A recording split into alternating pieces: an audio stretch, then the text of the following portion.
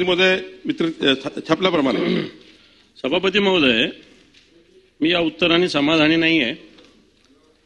एक माझ्याकडे पावती सभापती महोदय, याच्यामध्ये जो दंड वगैरे ठोठावलेला आहे हे मला उत्तर आलेलं आहे। सभापती महोदय, पावती दिली वाळूच्या ट्रकची, प्रत्यक्षात ती आहे एक कार।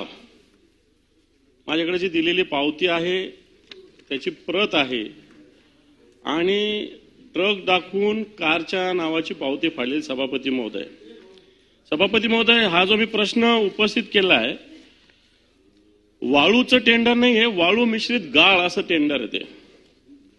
आणि वाळू मिश्रित गाळाच्या नावाखाली सभापती महोदय मी पॉइंटेड प्रश्न विचारतो की हा वाळू मिश्रित गाळ नाही आहे, वाळू म्हणून विकलं जातं, कारण याच्यावर पावतीत क्लिअर लिहिलेलं आहे की वाळू डेपो म्हणून, आणि प्रत्यक्षात तो वाळू मिश्रित गाळाचं टेंडर निघालेलं आहे। माझा प्रश्न सभापती महोदय असा आहे की हा जो हिरडपुडी वाळू पट्ट्यातलं जे वाळू मिश्रित गाळाचं टेंडर आहे सभापती महोदय, इथे फक्त 10 बोटी वापरण्याची परवानगी दिली, तिथं 22 बोटी आढळलेल्या आहे। यंत्रसामुग्री, ट्रक, हायवा हे पण आढळलेलं आहे।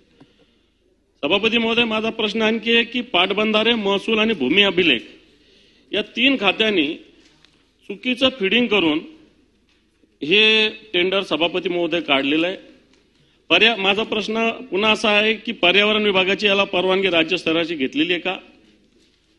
नंतर हे वाळू उपसा किंवा गाळ मिश्रित वाळूचं टेंडर काढण्याचा जिल्हाधिकाऱ्यांना अधिकार आहेत का?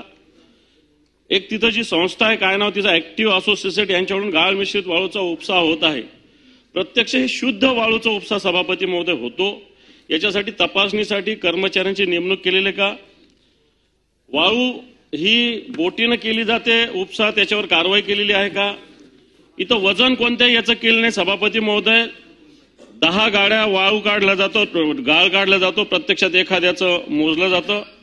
52 अटी शर्ती दिलेल्या आहे सभापती महोदय, याच्यातल्या एकाही अटी शर्तीचं पालन होत नाही, त्यामुळे पूर्ण अटी शर्तीचा भंग या ठिकाणी केलेला आहे।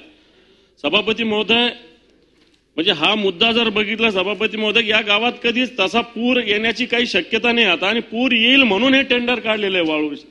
आणि म्हणून माझा याच्यातला सरकारला प्रश्न आहे आपल्या माध्यमातून की ही जी संस्था आहे आणि हे जे गाळ मिश्रित वाळू काढण्याचं जे काही ठेका दिलेला आहे हा रद्द करणार का, हा माझा प्रश्न स्पेसिफिक।